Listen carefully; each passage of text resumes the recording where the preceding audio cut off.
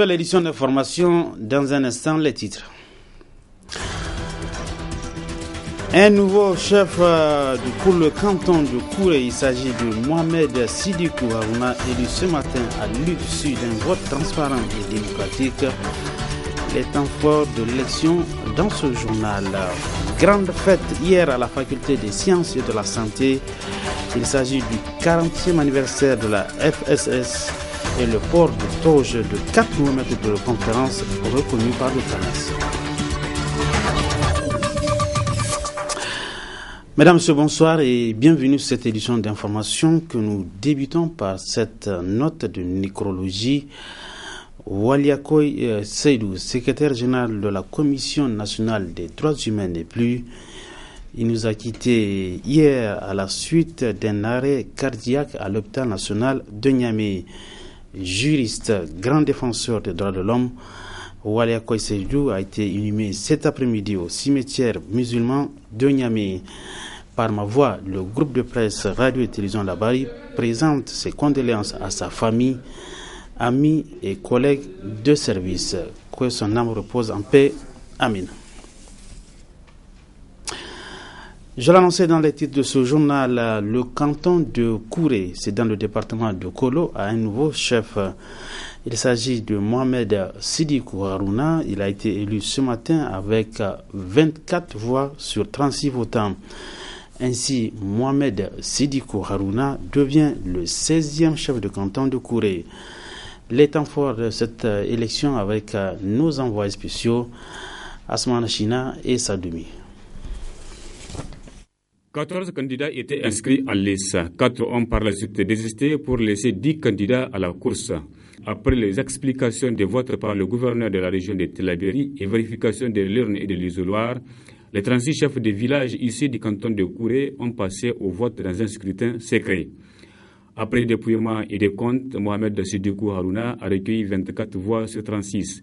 Il devient ainsi le 16e chef de canton de Kouré. L'émotion et la joie étaient immenses chez ceux qui attendaient cette victoire. Dans une ambiance festive, la foule s'est dirigée chez le nouveau chef de canton qui remercie Dieu et la population. Ma réaction tout de suite, c'est de remercier la population de Namari qui a eu confiance en moi et qui a voulu que je sois leur chef.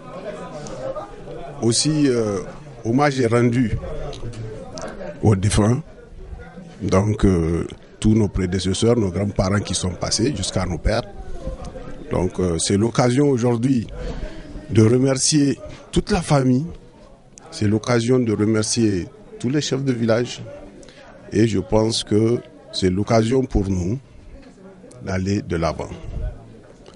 Aujourd'hui, un grand jour pour moi et je sais que c'est la destinée et je pense que je serai utile par là aussi. Il faut un vecteur en toutes circonstances et nous pensons pouvoir être le vecteur pour le développement de notre zone. Il faut dire que la campagne a duré 1 mois, mais ça fait déjà 1 an que nous attendions donc cette élection. Et il n'y a pas eu, le jeu a été franc. Et tout ce que je peux dire, ils n'ont pas perdu. Nous sommes tous de la même famille. C'est pourquoi nous l'avons cherché ensemble. Donc c'est pour dire que c'est l'esprit de famille qui va primer. Dieu a voulu que ce soit moi. Je le remercie. Et je prie que nos successeurs prennent l'exemple. Aussitôt après la proclamation des résultats, le gouverneur de la région de Tillabéri s'est adressé à la population des cantons de Kouré en ces termes. Nous venons de finir les opérations de vote au niveau du canton de Kouré. Sur 36 votants, les 36 ont voté, tous les votes sont bons. 10 candidats en lice. Le candidat Mohamed Sidikou a recueilli 24 voix. Il devient ainsi le 16e chef de canton de Kouré. Au nom du gouvernement, nous le félicitons. Nous remercions également l'ensemble de la population de Kouré pour leur esprit de solidarité et d'unité.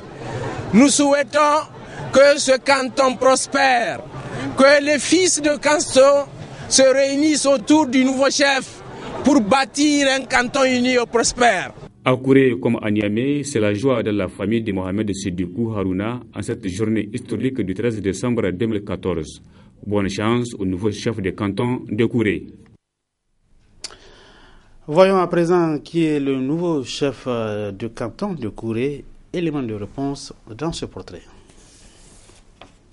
Né le 31 janvier 1971 à Niamey, Mohamed Sidikou Harouna a fréquenté l'école primaire Canada et le CG3 de Niamey et le lycée Kassé où il a obtenu le bac D. Le nouveau chef de canton de Kouré est pensionnaire de l'Université nationale du Bénin de 1992 à 1996, assorti d'un parchemin d'ingénieur en biologie humaine. Assistant chercheur à Iran de 1996 à 1998, Amirou Mohamed Sidikou Harouna est titulaire de plusieurs attestations de formation, dont, entre autres, la gestion des entreprises en Côte d'Ivoire, les techniques de management en Afrique du Sud, une formation en communication des entreprises à Bordeaux, une formation en technique de gestion du personnel au Maroc. Délégué médical des laboratoires Bristol Meyer IPSA, le nouveau chef de canton de Kouré est le représentant résident des laboratoires Pierre Fabre au Niger depuis 2005. Par ailleurs, Amirou Mohamed Sidikou Harouna a été administrateur délégué du groupe Dounia. C'est donc cet intellectuel qui est le 16e chef de canton de Kouré. Amirou Mohamed Sidikou Harouna succède à son grand-père Harouna Sidikou comme chef de canton de Kouré. Bonne chance Amirou Mohamed Sidikou Harouna. L'actualité politique dans ce journal saisi par un groupe de députés de l'opposition relative à l'élection du nouveau président de l'Assemblée nationale, Amadou Salifou. La Cour constitutionnelle a rendu son arrêt le 11 décembre dernier. L'opposition parlementaire a fait un point de presse et il nous est résumé par notre reporter Hassan Saleh Mustafa. Dans l'arrêt numéro 18/CC/MC du 11 décembre 2014, la Cour constitutionnelle, à son audience du 11 décembre dernier, a porté sur l'invalidation de l'élection du député Amadou Salifou au poste du président de l'Assemblée nationale. La Cour dit que le président du groupe parlementaire ARN a refusé de recevoir la candidature du député Amadou Salifou au poste du président de l'Assemblée nationale a une fois de plus violé la Constitution. Dit que face au refus du président du groupe parlementaire d'accepter une candidature au poste du président de l'Assemblée nationale et au regard des dispositions des articles 5 alinéa 1 et 25 du pacte international relatif aux droits civils et politiques, le vice-président, président des séances, a l'obligation de recevoir, à l'absence des dispositions contraires au règlement intérieur, la candidature au poste du président de l'Assemblée nationale et n'a de ce fait pas violé la Constitution. L'opposition parlementaire qui a saisi la Cour constitutionnelle fait le constat suivant. Le premier constat, c'est que l'arrêt relève lui-même que la pièce essentielle qui pourrait lui permettre de prendre position par rapport à cette invalidation ou la validation de cette élection n'a pas été signée conformément à l'article 68 du règlement intérieur et que, ce faisant, la Cour ne peut se prononcer puisque, apparemment, ce compte-rendu n'est pas authentique. À ce que nous sachions, c'est le procès verbal intégral des débats de l'Assemblée nationale qui doit en faire foi en pareille circonstance. Ensuite, nous avons constaté à travers tous les argumentaires développés par la Cour qu'il y a un certain nombre d'éléments qui relèvent de ce compte rendu qui ont été mentionnés, notamment en ce qui concerne la remise des candidatures au niveau du président de séance, en l'occurrence le premier vice-président de l'Assemblée nationale. Et ce faisant, la Cour a constaté encore une fois de plus que le président du groupe ARN a violé la Constitution. Alors, c'est la procédure qui a été décrite dans le compte-rendu qui a dit le déroulé de cette élection. Donc, si cette procédure est contenue dans le compte-rendu et que la Cour ne puisse pas se prononcer, puisque ce n'est pas signé, elle a pourtant dit que voilà comment ça s'est déroulé et qu'il y a même eu un huissier qui a remis copie de la candidature, ampliation faisant au président de séance, en l'occurrence le premier vice-président de l'Assemblée nationale.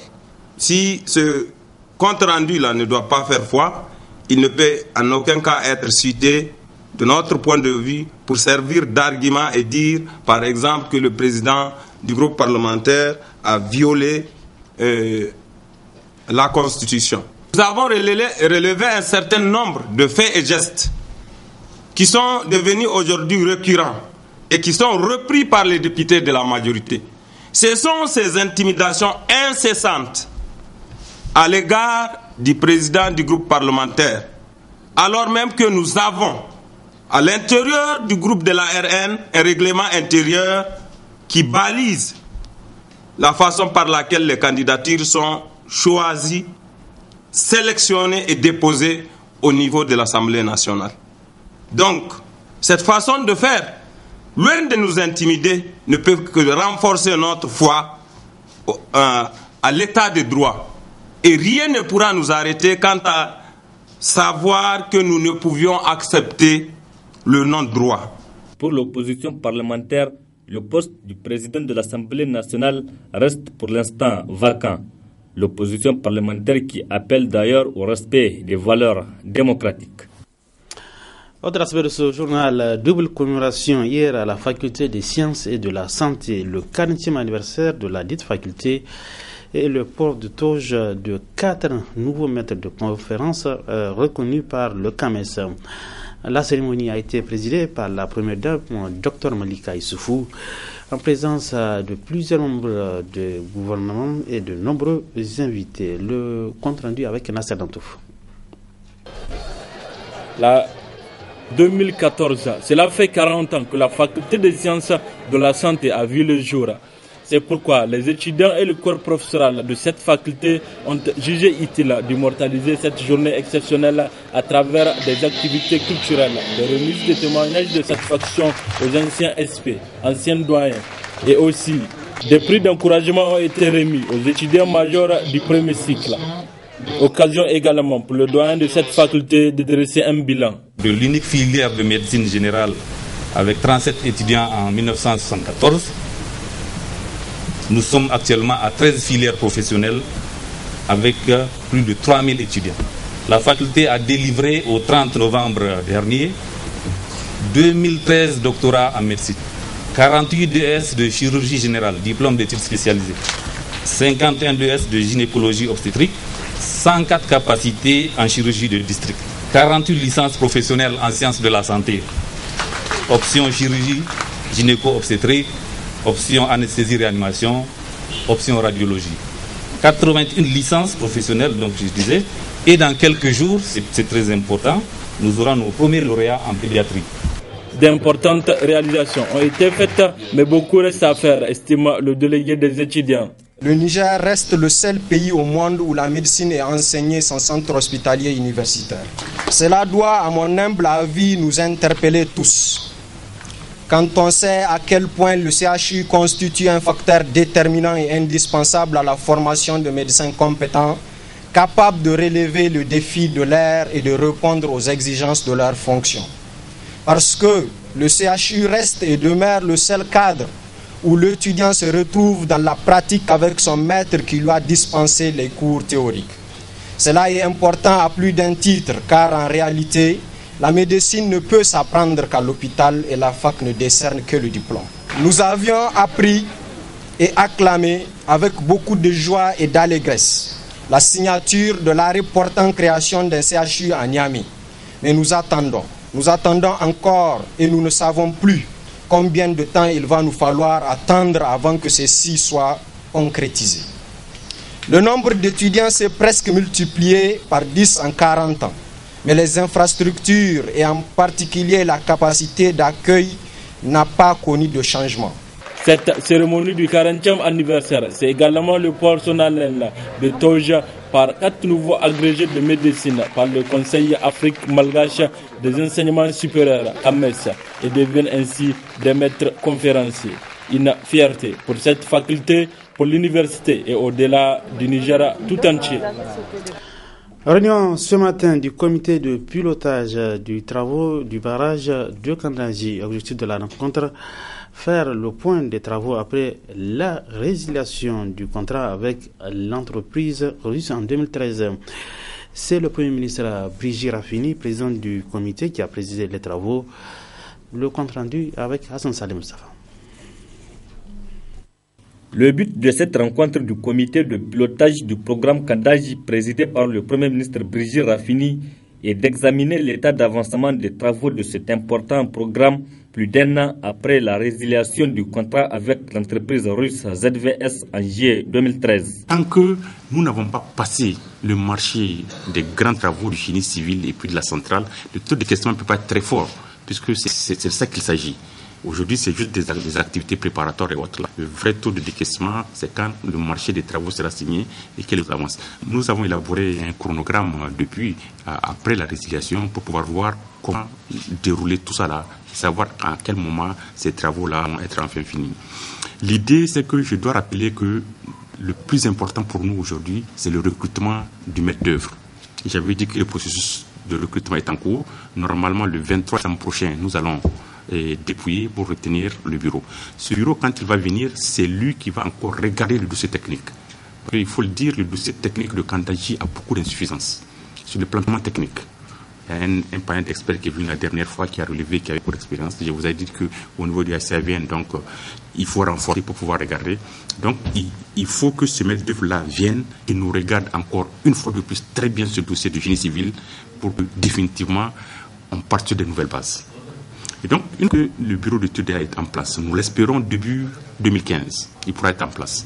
S'il est en place, il va avoir 3 mois pour pouvoir regarder tout le dossier. Et dès qu'il finit le dossier, nous le transmettons aux entreprises qui vont nous faire des propositions. Il est entendu qu'on a commencé déjà la présélection des entreprises. Donc d'ici la fin de l'année, d'ici à la fin de l'année, au plus tard, en tout cas depuis l'année 2015, on va avoir la liste des 6 ou 7 entreprises qui vont nous faire des propositions pour le génie civil. Et le délai contractuel pour réaliser le génie civil et la centrale, tout ça est estimé à peu près à 4 ans. 3-4 ans. Donc vous comprenez que si en 2015 nous arrivons à l'entreprise à être sur place pour faire, il faut prendre 3-4 ans pour finir.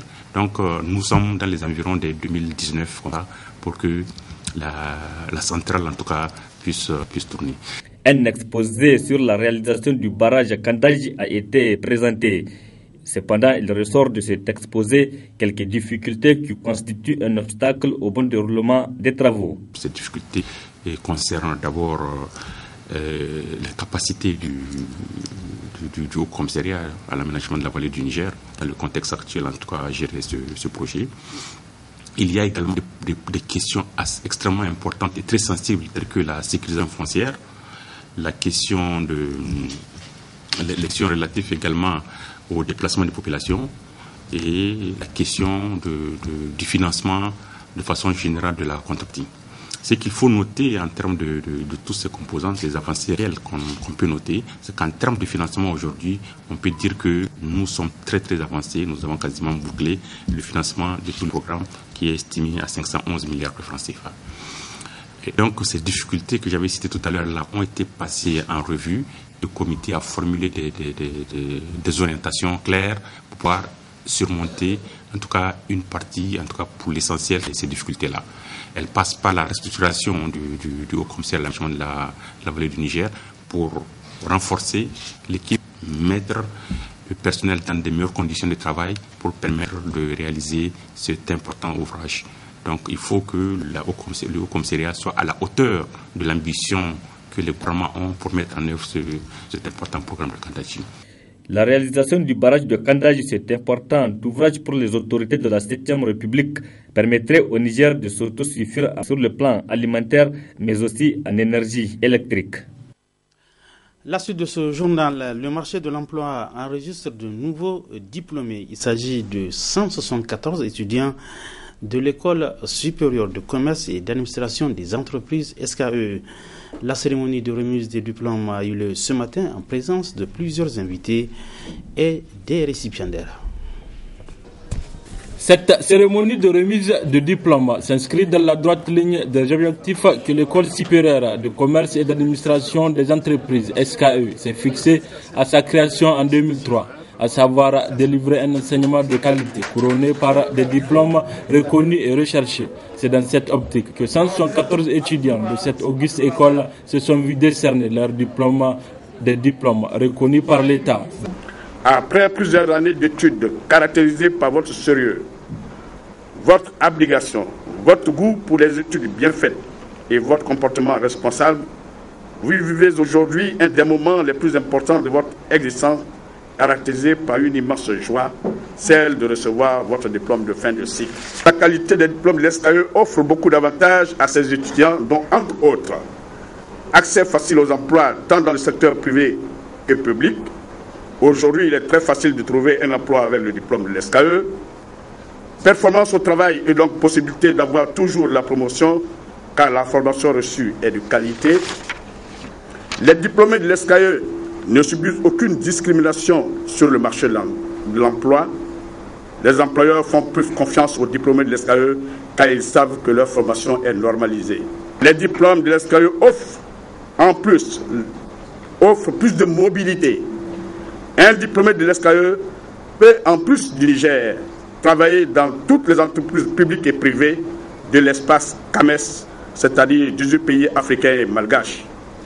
Et en Europe, particulièrement pour le Master Comptabilité Contrôle Audit, à cause de sa reconnaissance par l'enseignement supérieur français, qui permet à l'étudiant qui a ce master, en validant 5 unités, de devenir expert comptable stagiaire. La formation à l'SKE, enfin, permet aussi, pour ceux qui le désirent, de créer et de gérer leurs propres entreprises. Les heureux récipiendaires ne cachent pas leur joie après un travail bien réussi. Voilà, tout d'abord, je remercie le Seigneur, le Tout-Puissant, le très miséricordieux qui nous a permis de voir ce jour. Je remercie également la famille qui m'a soutenu tout au long de mon cursus scolaire. Je remercie également Victor Akessé, le directeur général, qui a pris l'initiative de nous créer une grande école ici à Niamey. Je suis vraiment animé par un sentiment de joie et de satisfaction parce que je viens d'obtenir mon diplôme qui m'ouvre les portes de l'emploi et je compte bien représenter ce diplôme partout où besoin se fait sentir. Inch'Allah, c'est plaît à Dieu. On a eu une bonne formation à l'SKE, vraiment.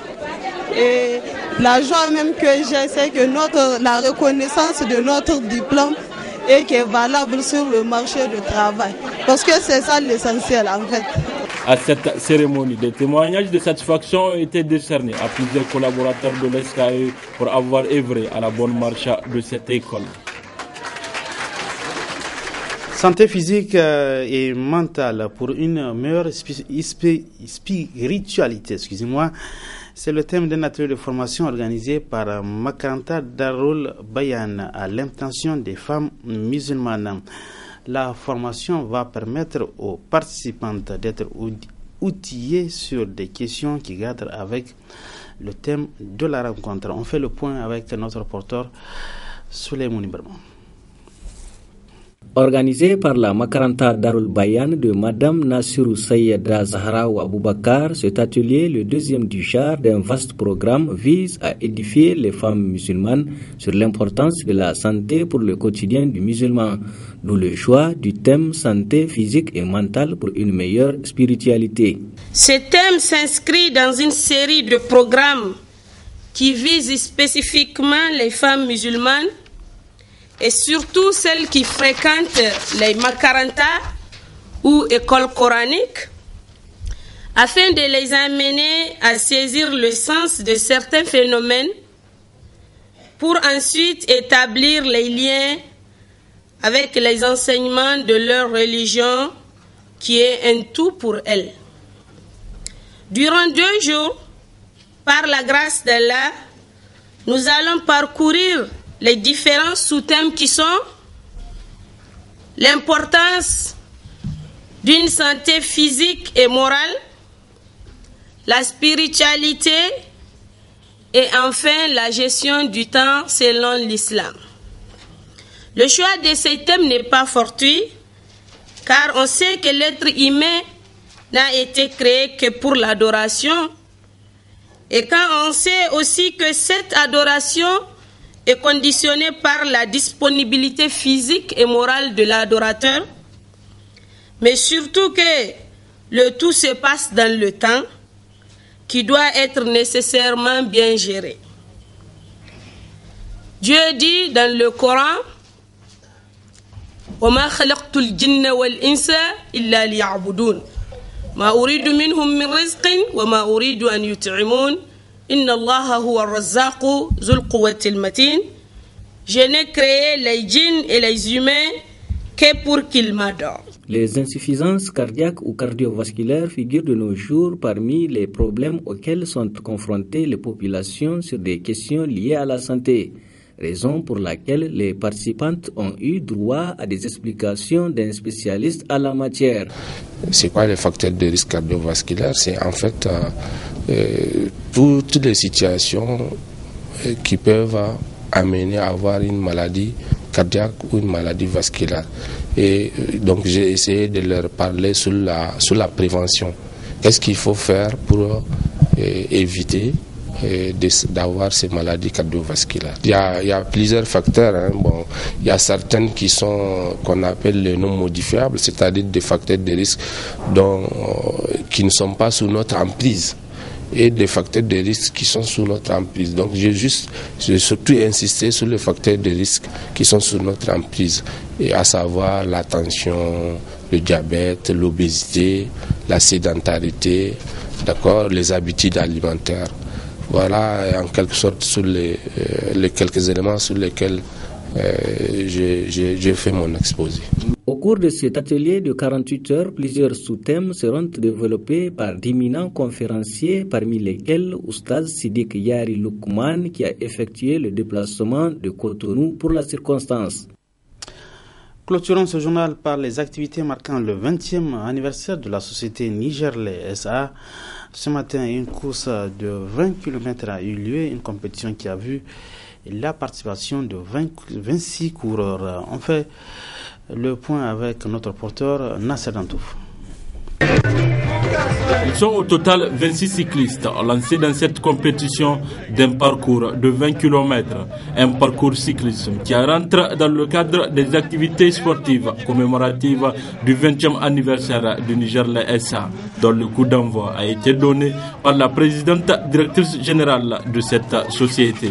20 ans déjà pour Nigerlais SA, nous avons voulu donner ce cachet particulier aux activités commémoratives de cet événement, en confirmant que nous sommes partenaires de la jeunesse par le truchement du sport.